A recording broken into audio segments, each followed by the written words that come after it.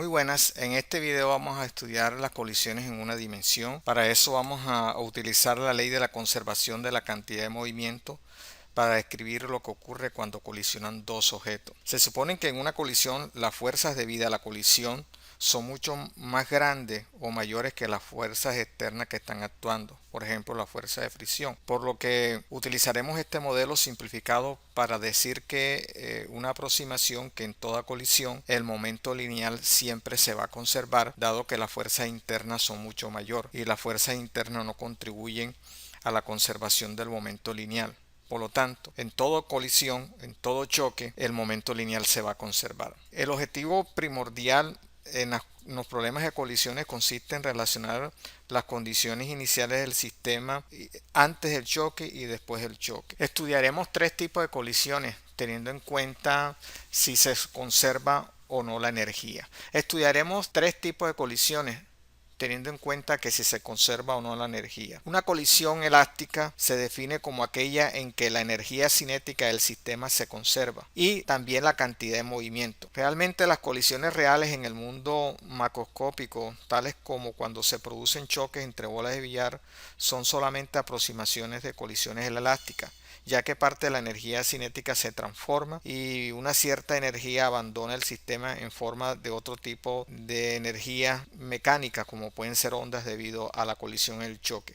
Sin embargo, en las colisiones entre bolas de billar podemos hacer una aproximación que se consideran como choques elásticos y se cumple que el momento antes del choque y después del choque son iguales, lo mismo que las energías cinéticas antes de la colisión y después de la colisión. Otro tipo de choque que ocurre es los choques inelásticos, donde la energía cinética total se conserva, pero el momento lineal no se conserva. Cuando dos objetos colisionan y quedan unidos después del choque, se dicen que este tipo de choques comúnmente se denominan colisión perfectamente inelástica. En el lado derecho de la pantalla se observan las colisiones de dos partículas cuando ocurre una colisión perfectamente inelástica. Antes de la colisión y después de la colisión, nótese que las velocidades comunes son las mismas. Vamos a analizar un ejemplo de en el que ocurre una colisión en una dimensión. Vamos a considerar dos objetos que chocan frontalmente en una dimensión en una colisión elástica. En esta colisión, tanto la cantidad de movimiento como la energía cinética se conserva, por tanto podemos escribir las ecuaciones 1 y 2 que aparecen en pantalla. En un problema típico de colisiones elásticas aparecen dos cantidades desconocidas, que son las velocidades finales antes del choque de la partícula 1 y la partícula 2. Vamos a tratar de encontrar una expresión alternativa que me permita calcular las velocidades finales de las partículas en términos de su masa y velocidad cuando ocurre una colisión elástica en una dimensión. Para eso vamos a tratar de simplificar ese par de ecuaciones 1 y 2. La ecuación número 2 puedo expresar los términos que contengan los subíndice 1 y en el lado derecho de la ecuación 2 traspaso los términos que tengan su índice 2. Al simplificarlo, la ecuación 2 se transforma en esta ecuación 2'. En forma análoga, vamos a organizar la ecuación 1 como lo hemos escrito anteriormente y la ecuación 1 se transforma en esta nueva ecuación que la he denominado U'. Combinando adecuadamente las ecuaciones 2 y 1, es decir, particularmente si la divido, se obtiene la ecuación número 3 despejada. Es decir, aquí hemos despejado la velocidad 2 después de la colisión en términos de las velocidades inicial. Si la ecuación 3 la reemplazo en la ecuación 1, obtengo esta expresión que me permite calcular la velocidad de la partícula 1 después del choque en términos de las velocidades iniciales antes de la colisión.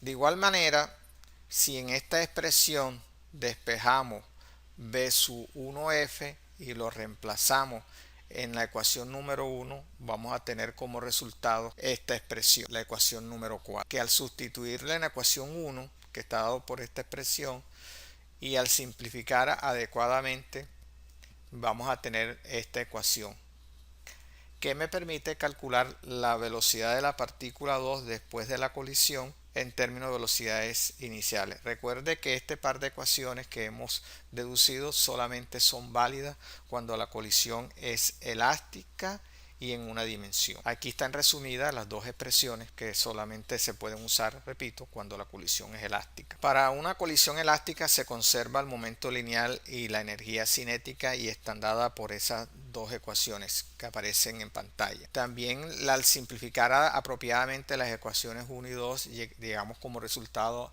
a esta expresión, de tal manera que si la organizamos y colocamos los subíndices finales del lado izquierdo y los subíndices iniciales en el lado izquierdo, podemos definir lo siguiente. El primer término se denomina la velocidad relativa de la partícula 2 con respecto a la partícula 1 después del choque.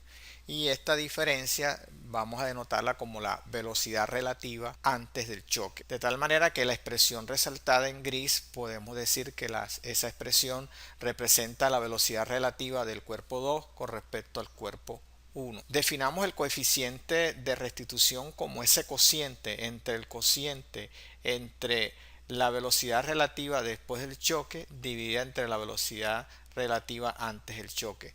Esto representa un número y con frecuencia es posible determinar las cualidades o rangos característicos de la disipación de la energía de una colisión especificando este número, este coeficiente de rozamiento. El coeficiente de rozamiento constituye una medida de las propiedades elásticas de los puntos materiales, de las partículas, y el coeficiente de restitución está dado por esa expresión. El valor de este coeficiente de restitución depende de los materiales de que estén hechos. Los cuerpos cuando chocan y cómo suceden con los coeficientes de fricción no es fácil calcularlo, sino que debe determinarse experimentalmente para cada par de sustancias de los cuerpos que chocan. Vamos a hacer este primer ejercicio y se va a dar las indicaciones para que usted trate de demostrar lo que piden ahí.